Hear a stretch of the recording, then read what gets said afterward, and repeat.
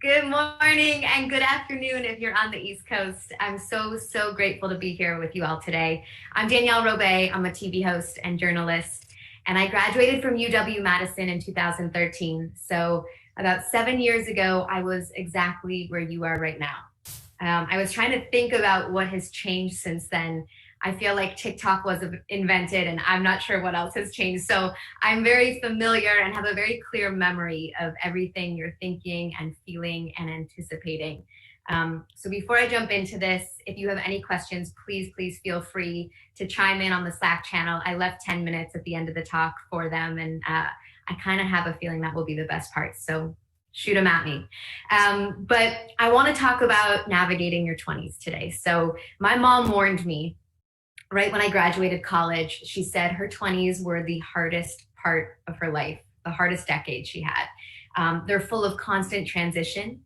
And I'm 29, so I don't have a ton of hindsight yet on if they will be the hardest decade, but I can guarantee you that they were tough. I think they're full of firsts and fears and a lot of frustration that you can't always communicate out loud. So research tells us that 80% of life's defining moments happen by age 35.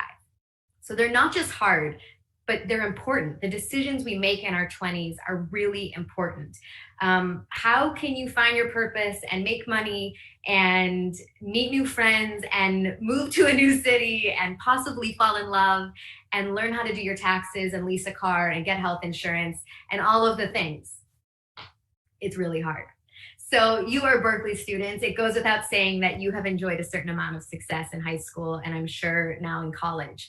But as you move through the workplace, the rules of the game change. And it's no longer enough to just be smart or hardworking. I think that the skills required to succeed are like self-promotion and negotiation and how to absorb feedback. And those are just a few among the new criterion for success. All that said, that's all the outer resume stuff. And we're so focused on that. I mean, like in high school, it's GPA and extracurriculars. And the same kind of goes in college. And those things change in the workplace, but they're the same outer resume things. And I don't think we're focused enough on the inner resume. And I think we have to develop the inner resume to truly succeed. I wish I would have done it earlier, but I just didn't know. No one asked me the questions. No one told me. I didn't read enough self-help books. So today I'm briefly going to take you on my journey, and then I'm going to focus in on 8 questions that I think you can start asking yourself to really focus in on your inner resume and that inner scorecard. So I am a reporter and correspondent for IMDb and NBCLA right now. I'm about to launch a video podcast called Pretty Smart. Before that, I worked in Chicago doing a morning show. It was a 2-hour live show, kind of like a GMA or Today for Chicago. I've done shows on E, on Extra, on Entertainment Tonight Online, on CNN. I was Dr. Drew's millennial voice on HLN for a while. And I tell you all that for context because I'm about to talk to you about a ton of failure and hardship. So my journey started in 2013. I moved to LA after college. I was 22 years old. I had $5,000 in my bank account, which goes quickly. And I didn't know one person in LA except for my grandma's friend who let me live in that garage. And when I say garage, it was a garage. Like, it didn't have a kitchen. It had a small shower, but that was it. So while I was in LA, I kind of hustled my way onto my first red carpet, and I worked for free for 3 months. And I put a reel together and I started sending it out, and absolutely nobody would respond to me. I was like, what am I going to do? I have to think of something to get these people to respond. And I started sending cookies. I started sending flowers and bamboo plants and cookies, and they would start responding to me. They would email me and say, like, hi, Danielle, we received your gift. Thank you so much. We don't have any positions available. And I would say, no problem. I would try and go meet them in person if they would let me. Usually they'd say no, but I had their email addresses. So I would just keep sending them updated reels and updated information and checking in a respectful way, because you don't want to annoy people. But after 8 months of that, eventually I landed a job at a place called Clever TV, which was a digital media company owned by Defy Media. They had like the top 10 YouTube channels at the time. And it was there that I learned digital. So for 2 years, our numbers grew from 1 million subscribers to 10 million subscribers. We got crazy views on entertainment news videos. They were like 2 to 3 minute videos, as well as original shows. And I felt like I learned how to produce and write for digital. I honed my skills daily. A mentor of mine used to say, just keep getting paid to get your reps in. And I never understood what they meant. And looking back, I get it. Like, you just have to get paid for practice. And that's the greatest gift at when you first graduate college, I think. So I would email people, cold email, as I updated my reel. And one day I got an email from a company that I had dreamed of working for. And a few weeks later, after some talks and some interviews and negotiation, they hired me. And I thought, well, this is it. This is my big break. This is the moment.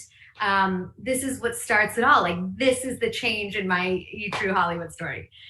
And I walked in the first day with donuts. I was so excited. And several weeks later, that pippy attitude turned into tears in the bathroom stall every day at lunch. I broke out into hives. Sorry, these are questions. My phone went off. I broke out into hives. I hated the job and I didn't know what to do, so I just quit. I quit after about 6 months and I had no way of making money. I was living off my credit cards. I thought no one was ever gonna hire me again. And I was really sad. I'd never been in that place before. So I started taking cooking lessons and I started reading every book that I had on my bookshelves that I didn't have time for previously. And I started listening to hours of Larry King and Barbara Walters and Oprah and Howard Stern and Bob Costas and Robin Roberts, all of the greats. I studied them fixedly. I wanted to be great just like them. During that time, I was lucky enough to have breakfast with Larry King every so often in LA. And one day I was having breakfast with him at Nate and Al's, which is like a deli. And I was listening to him talk about the questions he would ask his guests. And as I bit into my bagel, I realized that as a journalist, asking important questions is what I do. I've interviewed some of the most influential figures of our time, like Hollywood's biggest names, Fortune 500 CEOs, tech entrepreneurs, politicians, thought leaders, gaining immeasurable wisdom from them. And I always learned from those interviews. I listened intently. But I realized I never asked myself those questions that I was asking others. And so I went home from breakfast that day and I started asking myself all the questions that I asked when I interviewed those people. Day after day, I would just keep asking myself questions and I would jot down the answers. So what started as a simple thought exercise eventually became a huge turning point that transformed my life. Because once I turned inward, and I turned those questions inward, I got really clear about who I am. And when you're in touch with your truest self, I think you get to create your future self. And that's a superpower. And I really want the same for you. I wish it didn't take me 7 years to figure out. I think you can do it right now in college. I want you to discover the transformative power of questions in your own life. I really believe that everything you need is already inside of you. It's just about unlocking it. And I think that starts with asking the right questions. So here are 8 questions I think you can start with. There's obviously a ton, but we'll start with number 1. Okay, so who do I admire and who is doing it best? So if you don't know where to start, I think work backwards. Find somebody's career that you really admire, or just even a person you admire if you can't pinpoint a person's career. Take their blueprint, apply it, and adapt it to 2020. So for instance, mine was Barbara Walters. I wanted to interview heads of state and politicians and pop culture icons all at the same time. So I did some research and I read Barbara's memoir titled Audition. I couldn't get to Barbara Walters. My feet are falling asleep, sorry. I couldn't get to Barbara Walters. And so I thought, okay, the next best thing is to read her memoir. And she started producing and writing in the early 1960s and then broadcasting in the early 70s. So I realized that the backbone of any great broadcaster was being a great writer and being a great producer. And so I made it a point to work on those hard skills for a year. I still work on those hard skills, but for an entire year, I really focused on it. I would come home from work and I would take home all my scripts that I wrote that day, reread them, sometimes send them to mentors for feedback, and then rewrite them. And if I didn't have mentors to send it to, I would just rewrite them myself. And I would do that all after 12, 15 hours of work. I really cared. I think you have to really care. So the next thing I learned from Barbara was that she made history for a lot of reasons, but one of those reasons is that she created The View. So I'm not in a position to create a network show right now. I hope one day, but I'm not in the position to create a network show. What can I create? So I'm creating a video podcast called Pretty Smart, and I describe it to people as a letter to women with something to say, women that are pretty bold, pretty strong, pretty clever, pretty smart. It's an ode to Barbara because The View was something that had never happened before. There were 5 women giving their opinions on daytime TV. And not that this has never happened before because people have female-focused podcasts, but I really wanted to give to the women that I feel like Barbara did in her generation. So the question is, who do you admire and who is doing it best? The second question is, what do you want to be a student of? What do you not mind spending an exorbitant amount of time honing and working on and working through problems about? There's a quote that I really love. It says, we were not meant for work. Work was meant for us. I think humans need work, but we're not meant to hate it. And I'm not saying like go follow your passion on every whim, because it's true, you have to dig deep and think about the hard and soft skills that you actually possess. And you must like really think about those and find something that's commensurate to that. You're rooted in reality, but reality can be amazing. So what are you really excited about working on? And I think this is what I call 2B because it's an offshoot of this, but I learned about something called the Gi Joe Fallacy. So Professor Laurie Santos invented this. She's the Yale professor of the science of well-being. If you guys have heard of that course, it's really cool. But the Gi Joe Fallacy is based on the Gi Joe cartoon. And at the end of every episode, he would say, knowing is half the battle. Professor Santos says that isn't actually true, that knowing is not enough. It's completely theoretical. So you have to put things into practice and do them over and over and over again to truly know what you're doing. I've definitely found that in my career. I'm still not at a place where I know what I'm doing. I'm still practicing and doing things over and over again. What are you willing to do over and over and over again? What about that feels fulfilling? Number 3. This is one I really wish someone would have told me to think about in college, because I think it's an easy question to answer and it's something I never thought about. Who are your people? Who do you feel energized and ignited by? Who do you enjoy being around the most?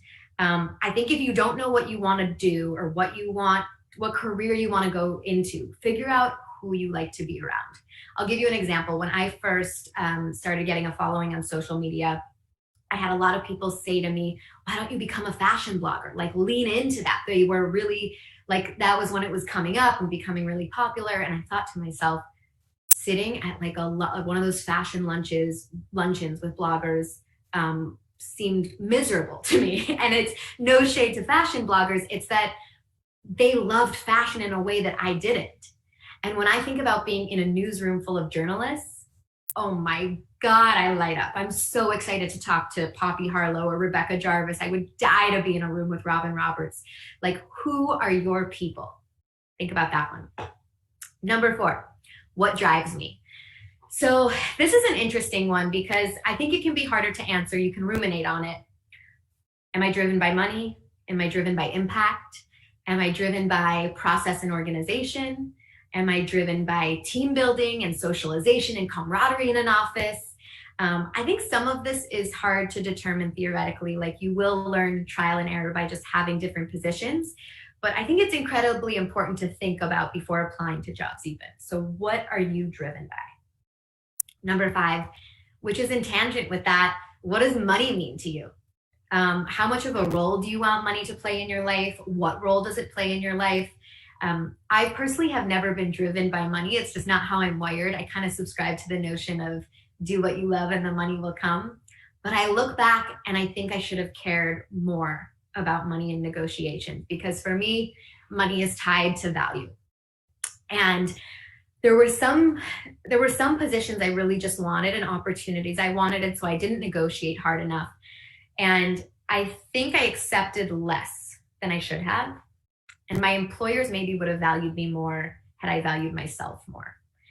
So kind of think about that balance. You know, I did work for free a lot, just for the opportunity, but what does money mean to you? What is that balance for you?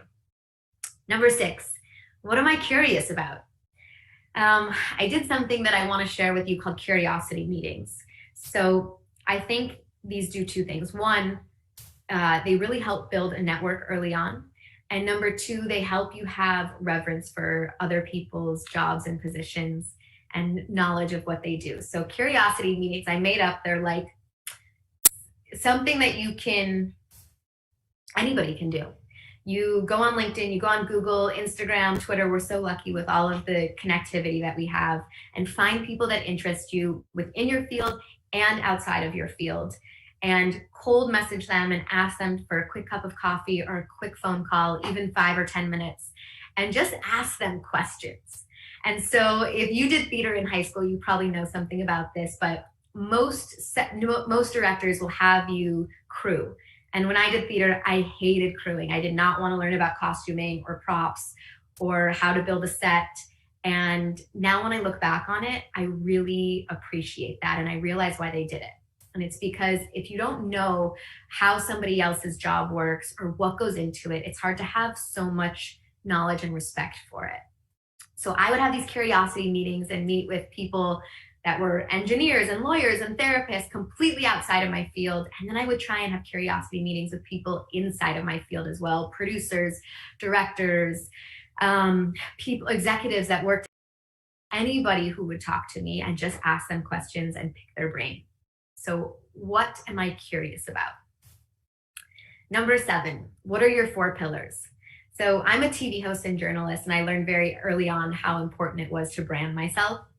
But no matter what line of work you go into, I think it's super crucial nowadays. So if you're an attorney, and even say you're as specific as a bankruptcy attorney, it's not enough. You have to let people know what you stand for, because I think clients go online, or firms will go on your LinkedIn, and they want to know, who am I hiring? Why am I hiring them? So for me, I'll give you my 4 pillars. Like on Instagram, mine are sports and athletics, books, my career, and then equality. So I talk about feminism, I talk about anything that has to do with equality, and I really try and lift up marginalized voices. I think it's important to think about what you want your pillars to be.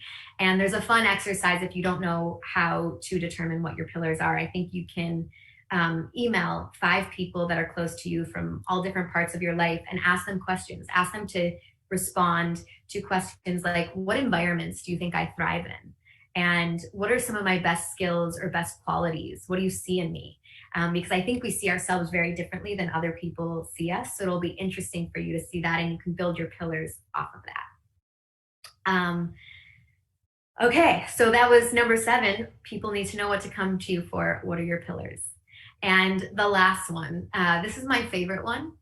It's something that I answer almost weekly because it can change. But people ask me all the time, what do you want to do? I'm sure you're getting that question a lot in college. That's such a hard question to answer. I still don't know how to answer that. I could tell you that I really want to be on The View one day. I could tell you that I hope to write a book. But I don't know how to answer, what do you want to do? And my guess is it's probably hard for you to answer specifically what you want to do. So I flip that question on its head and I answer, who do I want to be in the world? That is so much easier for me to answer. That never changes. That's in my core. That is in your core. Who do I want to be in the world? You know the person that you want to be. I mean, it's almost like writing a personal mission statement. And I don't want to bore you, but I think examples are helpful. So I'll read a few of mine. I want to conduct interviews through the lens of being judgment-free and empathetic and positive and intellectual, and ask questions that make people feel seen. I want to do interviews that allow people to learn to live better and think broader about those topics. I want to have a culturally relevant point of view and dig beneath the surface of things and always champion marginalized voices in an effort to push the culture ball forward.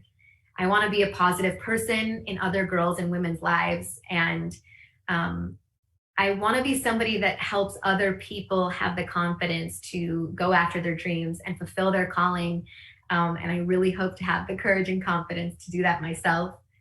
And I want to use any skill I have to be in service of others, and to be a student and a teacher along the way in my journey. So I think that's a really important question to think about. Who do I want to be in the world, and to write that down. There's a quote I read that I love that Eric Schmidt, the CEO of Google, said, and he said, "We run this company on questions, not answers." He knows that if you keep asking questions, then you keep finding better answers. And those answers help you determine things instead of life just happening to you so passively.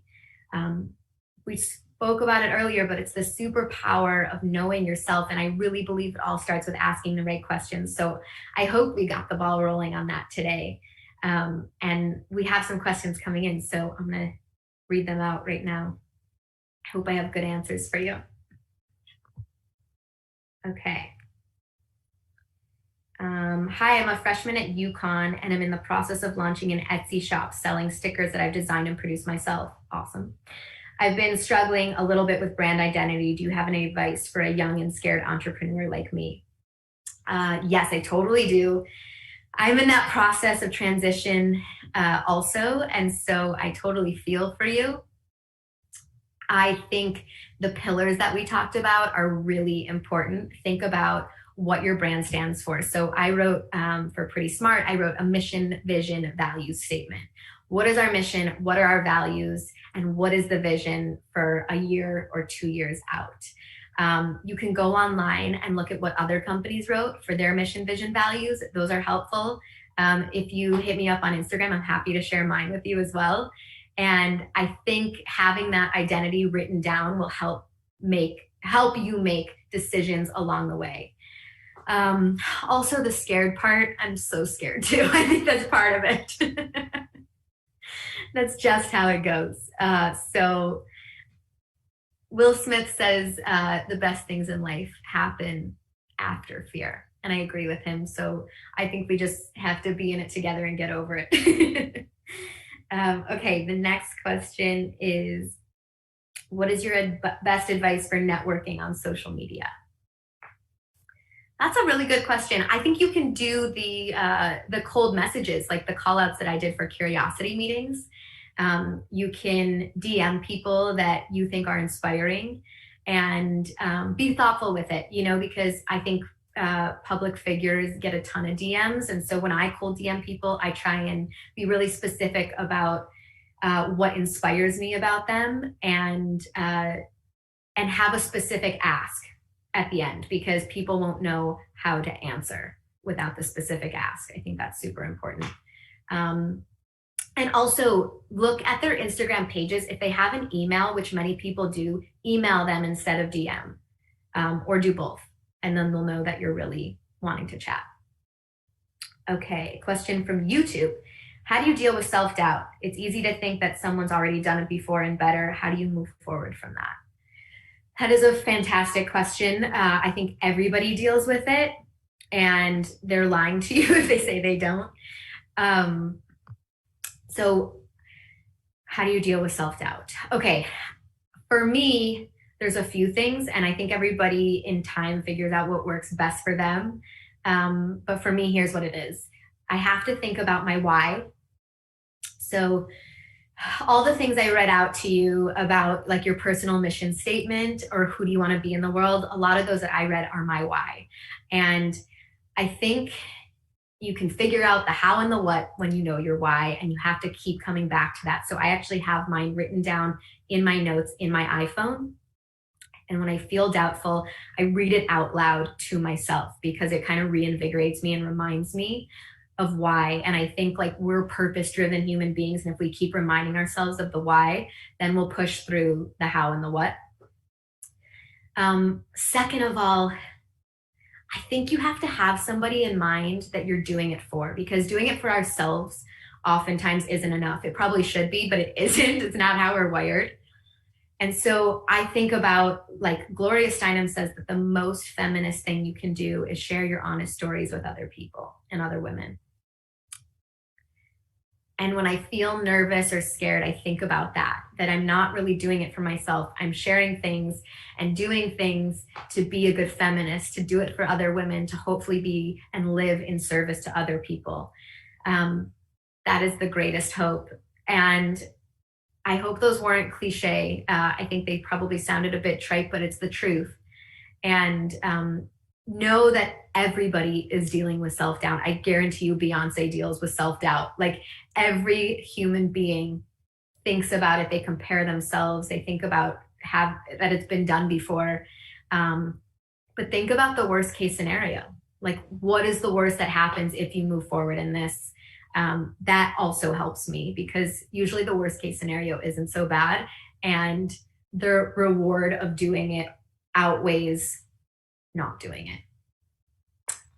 Anyways, that was it. That went by really quickly. You guys are amazing. If you have any other questions, please feel free to DM me on Instagram at Danielle Robay.